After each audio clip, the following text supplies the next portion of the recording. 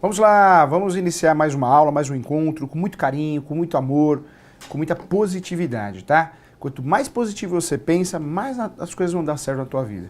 E quanto mais valor você dá para o que você tem, mais parece que as coisas acontecem, né? E você consegue realizar outros sonhos. É uma realidade, pensa nisso, tá bom? Vamos lá, olha só, quero juntamente com você agora fazer um contrato do zero, combinado? Do zero. Vamos juntos refletir. O nosso bloco aqui, nós vamos falar sobre o contrato, sim, o contrato de corretagem. Novamente, né, a ação de corretagem em si. Mas eu quero tratar nesse momento com você, com muito carinho, da elaboração. Como nós passamos todo um ciclo de aulas de contrato, eu tenho certeza que você consegue, a nível intelectual, desenvolver um contrato. Mas vamos organizar essas ideias para que a gente possa desenvolver do zero. E vamos praticar esse exercício, gente. Por mais que a plataforma tem muitos modelos de contrato, até eu mandei muitos modelos de contrato para muita gente. Claro que o modelo de contrato, talvez você use só a estrutura, mas vamos tentar fazer do zero. É tão gostoso fazer um contrato do zero. E quando você faz um contrato do zero, talvez você use esse modelo como uma estrutura, ele vai ficando cada vez mais completo. Faça esse exercício, promete professor, vamos lá, vamos parar com esse copia e cola, vamos juntos, vamos saber fazer as coisas. Copia e cola é que nem comida em micro-ondas, não vale, né, gente? Não vale. Vamos lá, olha só, ó, vamos lá, passo a passo da elaboração do contrato então, tá bom? Tá aparecendo para você aqui, ó. Todo contrato bem feito começa pelo título. Se você errar o título, você errou o contrato. Você errou o contrato. Professor, como que eu faço um título completo? Como que eu faço um título bem feito? Você precisa sempre usar o título que corresponde ao contrato. Vamos fazer um exercício aqui, ó. Se eu começo fazendo um contrato por instrumento público, tá errado. Porque o advogado, o corretor, não pode fazer instrumento público. Quem faz instrumento público? Quem faz escritura pública? Só o tabelião de notas. Como que você, advogado, vai escrever instrumento público? Tá errado. E eu falo isso, parece bobagem, gente, mas eu, no Tribunal de Ética da UB, já peguei em mãos um contrato que o advogado fez e o título era Instrumento Público de Compra e Venda. Peraí, instrumento público? O advogado não pode fazer isso. Está errado o título, está errado o contrato. Quem faz instrumento público, professor Júlio? O tabelião de notas. O tabelião de notas, o cartório tabelião de notas, exclusivamente, unicamente, que faz escritura pública, ata notarial, instrumento público. Quando não é feito pelo cartório, o tabelião de notas, o escrevente, o tabelião, esquece, é instrumento particular. Então, o ideal, sem medo de ser feliz, você que está me assistindo aqui, vamos combinar? Qualquer documento que você faça, qualquer contrato que a gente possa fazer, sim, é instrumento particular. Instrumento particular. Instrumento particular. Sem medo de ser feliz, inclui lá no título, instrumento particular. Esse é o contrato correto. Esse é o contrato que tem o seu início adequado. Todo contrato que é feito pelo corretor de imóveis, pelas partes, pelo advogado, é instrumento particular. Qual que é a diferença do instrumento público, então, professor Júlio, para o instrumento particular? O instrumento público, só o cartório faz. Qual cartório? Qualquer um? Não, só o tabelião de notas. E não estou falando o escrevente fora do cartório. Não, o serviço prestado dentro do cartório. Porque se, vamos dizer que um funcionário do cartório faça um contrato, faça um bico, né? Faça um contrato por fora. Fora do cartório, ele só pode fazer instrumento particular. É um raciocínio que nós temos que ter também, tá? Instrumento público, tabelião de notas. Lavrar escritura pública, ok? Registro, tabelião de notas. Instrumento particular, somente, exclusivamente, as partes. Comprador, vendedor, locador, locatário, corretor de imóveis, imobiliária, advogado. Então, cuidado. Toda vez que você, advogado, corretor, está sendo contratado então para fazer um contrato, o título correto já começa, instrumento particular. Não é muito comum, muitas vezes a gente não usa esse título, mas o correto é usar, hein, gente? Instrumento particular de compra e venda, instrumento particular preliminar, instrumento particular de cessão de direitos possessórios, instrumento particular de contrato de corretagem, porque tudo que é fora do cartório, do tabelião de notas, o raciocínio é esse, instrumento particular, tá?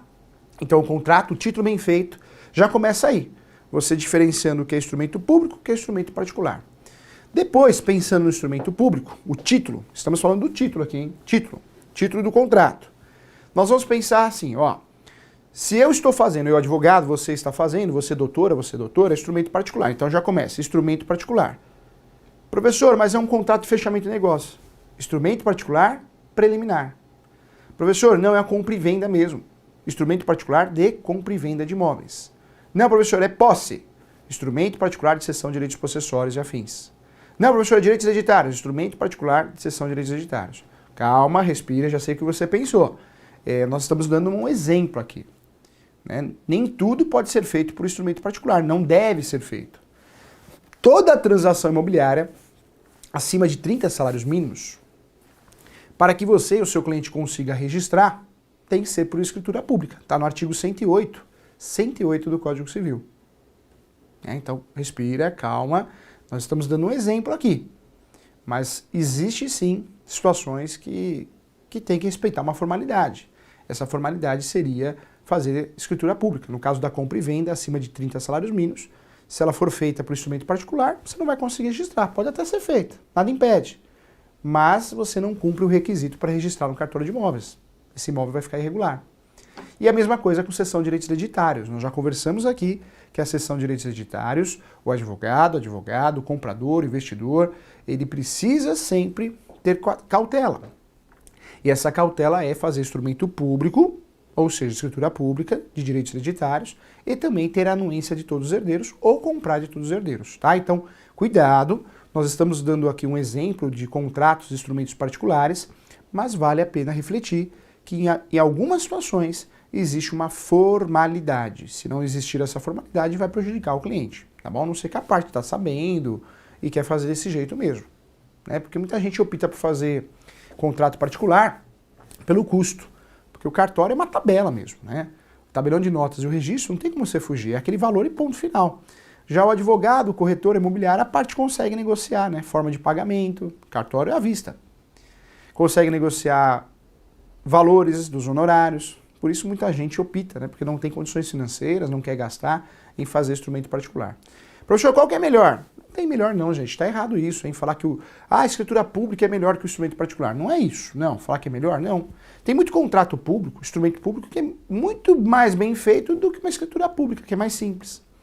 É que a escritura pública obrigatoriamente só pode ser feita pelo tabelião de notas e ela gera publicidade, ela gera autenticidade. Então nós temos alguns princípios do direito registral e notarial que quando você usa a escritura pública, você ganha esse plus, né? Você ganha esses princípios, vamos dizer assim.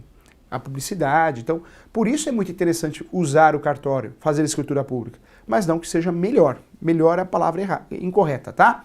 Então, cuidado com isso. Então, o título, você pode começar instrumento particular, né? Eu, nós nunca vamos fazer instrumento público. Não é o nosso caso, teria que ser tabelião, teria que ser escrevente. Então, podemos começar com um instrumento particular e aí sim dar sequência ao nome correto. Contrato preliminar, que você já sabe o que é, compromisso, você já sabe o que é, instrumento particular de compra e venda, pagamento à vista, instrumento particular de cessão de direitos possessórios, instrumento particular de contrato de corretagem, tá? Que é o objeto da nossa aula. Então, o título não dá para errar mais, hein, gente? Não dá para errar mais. Professor, vou fazer um comodato, instrumento particular de comodato. Professor, vou fazer uma locação de imóvel residencial, instrumento particular de locação de imóvel residencial. Instrumento particular de locação de imóvel comercial com garantia.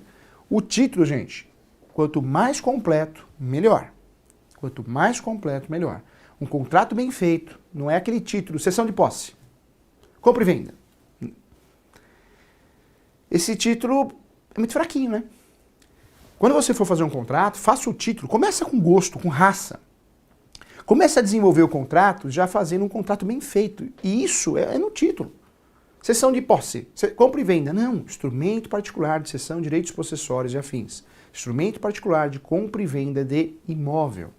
Rural, urbano. Olha que legal, olha como o título já dá uma abertura, o título já fortalece, já passa confiança, tá? Lembrando que você está sendo pago para fazer um contrato. Se for para fazer um título copia e cola, a parte faz sozinha, né, gente? Não é verdade? Então, se você está sendo contratado para fazer um contrato como advogado, como corretor, né, nossa pós tem corretor também, você está recebendo honorários. Então, você tem que desenvolver um contrato com excelência, tá?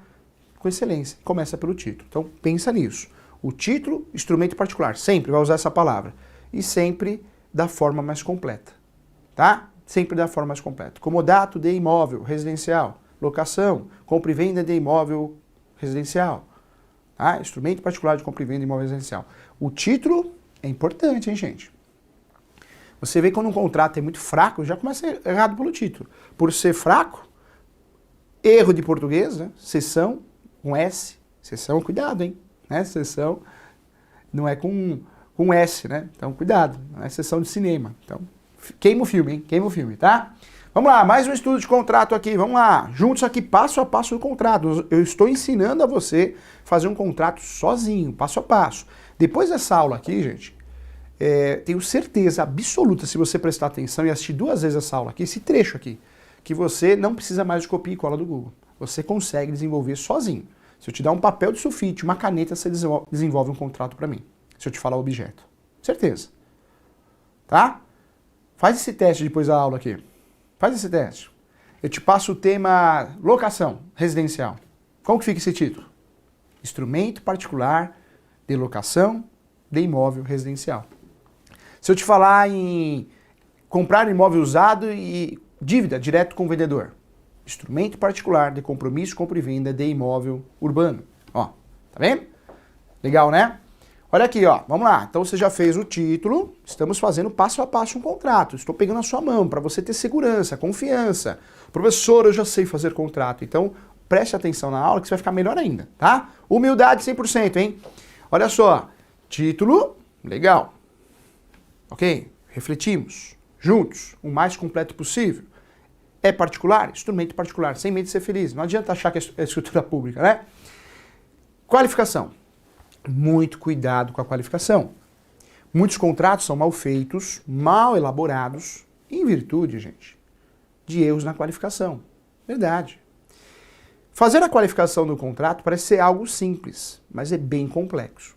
Exige conhecimento de direito civil, exige conhecimento de processo civil para não dar nulidade, exige conhecimento contratual. Vamos lá. A qualificação de um contrato sempre vai ser dos contratantes. Locador, locatário, comprador, vendedor. Ok? No caso do corretor de imóveis, o contrato, objeto da nossa aula, né? Contrato de corretagem. Contratante, contratado. O corretor de imóveis. O mesmo acontece com o advogado. Contratante, contratado. As partes sempre vão, de fato, fazer parte da qualificação do contrato. O grande segredo, para que não erramos, é prestar atenção na capacidade, quando envolve menor, incapaz. O menor, nós já conversamos sobre isso, pode comprar imóvel, pode contratar advogado, o menor pode contratar corretor, o menor pode fazer negócios, mas eu preciso enxergar o menor como incapaz. E a incapacidade ela é absoluta ou relativa? Menos que 16 anos, a incapacidade é absoluta. Mais que 16 anos até os 18, a incapacidade é relativa. Então, o menor pode comprar, pode assinar contrato, mas se ele tem menos que 16 anos, é menor que 16 anos, ele vai ser representado pelo pai, pela mãe, o representante legal. Dos 16 aos 18, ele pode assinar? Pode, mas ele vai ser assistido pelos pais. Assistido pelos pais. Isso vale para o menor e também para o incapaz. Lembrando que o incapaz, interdição, ação de interdição. Professor, eu tenho um tio, eu tenho um pai, tenho um avô, tenho um irmão. Ele não tem mais condições físicas, psicológicas. O que fazer? Ação de interdição. Né? Essa ação vai tirar a responsabilidade dele e vai passar para você, para o autor da ação, para o seu cliente. Então a ação de interdição, ela gera a tutela, a curatela, né? Então a interdição que tira a capacidade. Na nossa pós, gente, é uma pós feita com muito amor e carinho, nós não vamos mais sair falando besteira por aí, que o idoso acima de 70 anos precisa da autorização dos filhos para vender o imóvel, que o idoso precisa da autorização dos filhos para alugar o imóvel. Isso não existe, né, gente? Isso não existe. Pode ter 100 anos, o seu cliente, o seu familiar, pode ter 120 anos, Deus queira, né? E ele pode comprar e vender os seus bens, porque ele faz o que ele quer com os seus bens, até o momento que ele seja interditado. E para ser interditado, precisa ganhar ação de interdição. Precisa ganhar, ser deferida, ação complexa, ação demorada, ação que tem perícia, ação que tem audiência de instrução e julgamento. Então para de procurar pelo em ovo. Para de achar que o idoso não pode comprar nada. Da onde tiraram isso, gente? Essa confusão, já falei aqui em outras aulas, ela vem lá do casamento, né? Porque Porque a partir de uma certa idade você é obrigado a casar pelo regime de separação total de bens. Mas é no casamento. É uma regra do casamento, não para contratar, tá bom? Se fosse assim, né, o Silvio Santos não tinha tocado o SBT tanto tempo como tocou com mais de 80 anos, tá bom? Então, muita atenção em relação a isso. Não existe. Capacidade tem tudo a ver com qualificação. Outro ponto também, tá? Toda vez que seja um contrato de imóvel, o ideal que, se ele ou ela for casado, pode ser casamento de pessoas do mesmo sexo, resolução 175 do Conselho Nacional de Justiça, o ideal que exista sim a anuência da companheira, do companheiro. Isso é muito importante nas transações imobiliárias. No contrato de corretagem, pode ser um algo a mais. Não existe a necessidade, mas pode ser um algo a mais, tá? Então, muito importante também. Então, cuidado com essa qualificação. Lembrando que qualificação é do vendedor, do comprador, locador, locatário. Nacionalidade. Nacionalidade. Profissão, estado civil, RG e CPF. Professor, eu quero abortar o RG. Tudo bem. Hoje existe o entendimento que o RG ele é objeto de fraude, você sabe disso. Muita gente tem muitos RGs. Então, existe entendimento, sim, que dentro de um contrato eu posso usar só o CPF. Eu sou mais conservador, eu gosto de usar o RG mesmo sendo objeto de fraude o RG, né? Tem gente que tem 10 RGs, números de RGs, nomes diferentes do RG, mas eu gosto ainda de usar no meu contrato, porque nós somos conservadores, né? Mas você pode, se você achar melhor, se você for mais moderno, né, você pode usar só o CPF, não tem nada de errado, tá? Importante também, hein, gente? Cuidado, faz a qualificação, leia 2 vezes, respira, toma um copo d'água, um cafezinho, né? Quem fuma, eu falo, vai dar uma pitadinha, depois volta para ler a qualificação, para não errar os números, né, do RG, CPF, nome, muito feio. A pior coisa que tem é você entregar um contrato para o cliente, ele vai falar, o RG está errado, o CPF está errado, o estado civil está errado. Demonstra que você fez de qualquer jeito, tá? Muita atenção na qualificação, é muito importante, ok? Você pode incluir e-mail também, tá, gente? Como o Código de Processo Civil, lá no processo, né, contrato não é processo, trouxe, né, a obrigatoriedade do e-mail na qualificação, isso na prática foi levado para os contratos. Então a gente percebe aí uma movimentação, sim, de muitos advogados utilizando na qualificação também o e-mail. Não está errado, tá? Acho que fica até moderno, acho que está dentro de uma mutação que aconteceu há muito tempo, que é as mídias, né? Então pode ser usado sim, tá bom? Vamos lá. Está aparecendo para você agora o objeto do contrato. Estamos fazendo um contrato passo a passo, hein? Passo a passo, para te dar segurança. Já sei fazer contrato, ótimo, então acompanha aqui para você ficar melhor ainda. Não sei, está aprendendo agora. Nós não precisamos mais de modelo copia e cola. Não precisa mais pedir, né, em grupos. Eu quero um modelo, não tem mais, aqui, ó, dá para desenvolver sozinho, é gostoso, é prazeroso. Você não vai perder muito tempo, não. Te garanto que 3 horinhas aí você faz um contrato, ó, maravilhoso, depois dessa aula aqui. Vamos lá, ó, objeto, título, instrumento particular de alguma coisa. Qualificação, vamos tomar cuidado para ver se tem gente interditada, emancipada, se tem incapaz no meio. De resto, a gente já sabe que a qualificação, quanto mais completa, melhor. Se faltar alguma informação, o contrato não vai ser inválido por causa disso, não vai ser nulo por causa disso. Mas, um contrato bem feito, quanto mais informação na qualificação, melhor. O que é mais informação? Nacionalidade, estado civil, profissão, RG, CPF e, se possível, endereço, residente e domiciliado. Tanto do comprador, como do vendedor, do contratante e do contratado. Legal? Vamos lá. Estamos indo para a terceira etapa, ó. 4ª etapa, terceira etapa. A terceira etapa também é a mais importante do contrato. O objeto, né, gente? O objeto. Estamos falando do negócio. Professor Júlio, o que é o objeto do contrato? O objeto do contrato é o negócio. O negócio. Qual que é o objeto da locação? A locação. Qual que é o objeto da compra e venda? A compra e venda. Qual que é o objeto do contrato de corretagem? O serviço de corretagem. Qual que é o objeto do contrato de honorários advocatícios? A prestação do serviço, a elaboração da ação, o andamento completo, os recursos, a audiência, tá? Então, o objeto, gente, muitas vezes nós fazemos de qualquer jeito, mas vamos guardar para a vida isso, para a vida. O objeto tem que ser o mais completo possível. Compra e venda. O objeto deste contrato, desse jeito, ó, o objeto desse contrato é do imóvel situado na rua tal, número tal, CPF tal, no município tal, estado tal, matrícula tal, número de contribuinte, conforme descrição. Pega a matrícula do imóvel, a transcrição, não tem uma descrição do imóvel? Do lado direito do sol, do lado da lua, do lago, não tem esses termos estranhos? Copia e cola mesmo, ali sim, copia e cola, e joga no objeto. O objeto você pode fazer assim. O objeto do contrato é o imóvel, tal. Depois você abre um parágrafo primeiro, um parágrafo 1 da descrição do imóvel. É muito importante. Um contrato bem feito, ele tem esse copia e cola da matrícula assim. Tem esse copia e cola da transcrição. Copie e jogue no contrato. Professor, mas eu vou copiar. Para, gente. Para, não precisa copiar nada. Hoje em dia, com a internet, mesmo sendo em PDF, você consegue copiar. Se você não consegue copiar do PDF, porque o seu computador não permite, alguma coisa que aconteça, você pode converter o PDF em Word, ok? Muita atenção em relação a isso. Então, o contrato de compra e venda, o contrato de imóvel bem feito, tem que ter a descrição do imóvel. Isso vale para locação também, tá, gente? Além de mencionar endereço, número, bairro, CEP, número de contribuinte da prefeitura, né? Ou ITR, se for imóvel rural, matrícula, transcrição, além de mencionar tudo isso, vale a pena transcrever a matrícula. Transcrever, copia e cola, não inteira, só daquela transcrição. Aqueles termos estranhos. Pega a matrícula que está na sua mesa aí, no seu computador, não tem aqueles termos estranhos? Do lado do sol, do lago da lua, né? Do lado do córrego. Então você copia aquilo e joga. Não precisa nem digitar, tá? Pelo menos no compra e venda, na locação, ideal que seja assim. Se você quiser fazer algo mais simples, você não faz. Mas é o correto, tá, gente? E eu te falo que isso ajuda sim, em diversas situações. Então, muita atenção em relação a isso, tá? Peço sua atenção, vale a pena, é legal fazer isso. O objeto já no contrato de prestação de serviço, ou seja, advocacia, no serviço de corretagem, também é muito interessante que seja o mais completo possível. No caso do advogado, elaboração da ação de uso capião extrajudicial, com andamento completo e recursos até terceiro grau. Olha que legal. Sempre de forma mais discriminada, mais específica possível. Contrato de corretagem, objeto da nossa aula.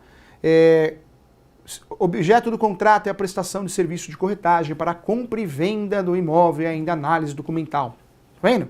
Olha como fica legal, olha como fica bacana. O objeto, então, marca aí, o mais completo possível. Estou ensinando você a fazer um contrato passo a passo. Ah, eu já sei, vai ficar melhor ainda. Ah, não sei, vai aprender. Não precisamos mais do copia e cola do Google. Estamos nesse momento, ó, tá repreendido o copia e cola, hein? Vai pra lá, vai de reto, né? Chuta que é macumba. Não, aqui, ó, fazer do zero, tá bom? Vambora, juntos aqui, ó. Depois do título, que você já sabe, instrumento particular de alguma coisa, da qualificação, que você já sabe os segredos, depois do objeto o mais completo possível, seja na compra e venda, seja na locação, o mais completo possível. Vem o quê? Do valor do objeto. Desse jeito. Eu gosto muito, gente, dos contratos, trabalhar com título em caixa alta. Você pode ir direto, o que a gente está falando aqui, você pode ir direto em cláusulas. Mas eu gosto de criar um título em caixa alta. Então eu faço assim, o título, qualificação, depois o objeto, eu coloco em caixa alta no meu contrato, objeto, depois eu coloco cláusula 3. Antes de colocar cláusula 4ª, né, eu coloco o valor do objeto. Eu gosto de trabalhar esses nomes aqui como título, em caixa alta. Eu acho que o contrato fica mais didático, mais bonita a formatação, mesmo porque a gente está cobrando, estamos cobrando para entregar esse contrato para alguém, né? Então, o ideal é que ele fique bonito. O contrato não é só ser o contrato mais completo possível dentro dos requisitos de validade e existência, mas ele tem, esteticamente é importante. Esse contrato aqui, gente, vamos combinar, entregar numa pasta bonita, faz uma pasta, ó, para de pondurice, né? Passa no cartão de crédito, faz uma pasta do seu escritório, da sua imobiliária, de você como corretor de imóveis, faz uma pasta bonita, faz, não custa tão caro assim não. Ah, professor, não quero fazer, então compra na papelaria. Na papelaria tem aquelas pastinhas, várias cores, azul, amarela, vermelha, verde, e sempre entrega para o cliente dentro de uma pastinha, a não ser que você for mandar por e-mail. Aí, claro, aí não há necessidade, tá? Mas vamos cuidar também desse lado de apresentação, formatação, isso é muito importante, tá, gente? Ó, valor do objeto. Na compra e venda desse imóvel está sendo pactuado o valor do objeto em 400 mil, 1,5 milhão, né? O valor do objeto da prestação de serviço honorário de advocatício é de 20 mil reais. O objeto da prestação de serviço de corretagem é do valor de 8% de comissão da compra e venda, né, da locação. Então, objeto, tá? O valor acordado. Cuidado que valor acordado, categoria de classe, OB, cresce, nós temos as tabelas, devem ser respeitadas o valor mínimo, tá? Vamos lá. Sexta, forma de pagamento, né, gente? Tem gente que faz isso aqui tudo junto. Do valor do negócio, forma de pagamento, tudo misturado. Eu não gosto muito, não. Eu acho que vira salada de fruta. Eu acho que fica muito bonito, né? Você abrir em caixa alta, depois do valor do negócio, ou valor do objeto, você abrir da forma de pagamento. O pagamento será feito de R$400 mil mais 10 parcelas de 10 na compra e venda de imóveis. O pagamento do aluguel, que você já mencionou em cima o valor do aluguel, será feito todo dia 15, todo dia 20, todo dia 10. Olha que legal, olha que bacana, tá? Fica mais organizado, né, gente? Fica mais organizado. Depois, a próxima cláusula, que pode ser direto ou com título, é com você, tá? Cada um tem um jeito, né? Eu respeito muito o seu gosto. Mas aqui, gente, é uma aula para você fazer um contrato bem feito, do zero. Depois de pensar aqui, olha só o que nós já estudamos, ó. Olha que legal, ó. Então, refletir aqui, ó. Título, instrumento particular, né, gente? Para de fazer título solto. É instrumento particular, assume o que você está fazendo, tá? Mesmo porque é um instrumento particular, você não fez dentro do cartório. E aí vem o nome, instrumento particular de alguma coisa. Qualificação, cuidado com a incapacidade. Muito cuidado, muita atenção. Objeto do contrato. Estamos falando, sim, do bem, da prestação de serviço. Ok? Valor do objeto. Estamos falando do valor, propriamente dito. Valor. Depois, a forma de pagamento. Já falei aqui, gosto de trabalhar de forma separada, fica mais didático. Depois, olha que legal, nós estamos trabalhando uma cláusula uma por uma, gente. Uma por uma. Depois, a próxima cláusula, que pode ter o título, desse jeitinho aqui, em caixa alta, você que sabe, direitos e obrigações. E aí, gente, em direitos e obrigações pode ser uma cláusula só. Se você vê que vai passar 3, 4 linhas, vamos combinar. Uma cláusula que tenha mais que 3 linhas fica muito feia, pesada, cansativa dentro do contrato. Então, separa. Cria cláusula, aqui é a sétima, né? Então, sétima, oitava, nona, ou cláusula sétima, parágrafo 1º, parágrafo 2º, parágrafo 3º, parágrafo 4º, parágrafo 5º, tá? Mas não deixa embolado, não. Quando aqui tem muita coisa, porque depende, compra e venda, né? Então tem os direitos e as obrigações do vendedor, dos direitos e obrigações do comprador, no caso do corretor de imóveis, do advogado. Então aqui, para não embolar, não faz dentro de uma cláusula só para ficar muito cheio, né, muito confuso, contraditório, não. Você tem a opção de abrir mais cláusulas ou criar parágrafo 1º, parágrafo 2º, parágrafo 3º, parágrafo 4º. Fica muito legal, tá? Então essa é a dica que eu te dou. Depois, gente, aqui ó, então sétima, repetiu aqui, deixa pra lá. A sétima, oitava, então essa aqui seria a oitava, tá? Então não é nona não, oitava. A oitava são cláusulas, uma ou várias, que você vai pactuar. Olha o título aqui, ó, cláusulas especiais ou pactuadas. Vamos dizer que você queira usar cláusulas prontas, vai no Código Civil, vai lá no artigo 515, tem 5 adjetos especiais, artigo 515 do Código Civil. Tem as cláusulas prontas para você usar, se você achar interessante a ideia das cláusulas. Retrovenda, eu posso comprar o imóvel de volta em até 3 anos.